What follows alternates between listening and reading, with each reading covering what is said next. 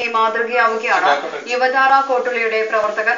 കഴിഞ്ഞ 15 വർഷമായി ഉത്സവ ദിനങ്ങളിൽ നഗരത്തിലെ വിവിധ തെരുവുകളിൽ ഭക്ഷണവുമായി ഇവർ എത്താറുണ്ട്.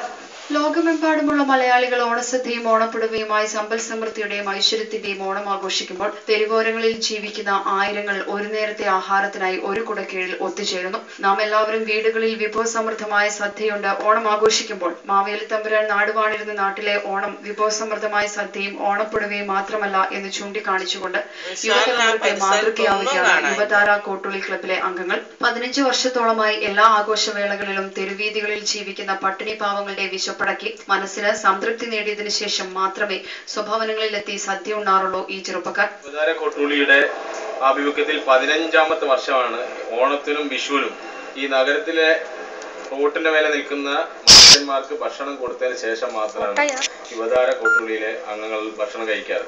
ഈ ഭക്ഷണം ഞങ്ങൾക്ക് തരുന്നത് കോട്ടുളിയിലെ വീടുകളിൽ ഉണ്ടാക്കുന്ന ഓണത്തിനും വിഷുവിനും ഉണ്ടാക്കുന്ന എന്ത് ഭക്ഷണമാണോ അത് പൊതിഞ്ഞ് ഞങ്ങൾക്ക് തരും.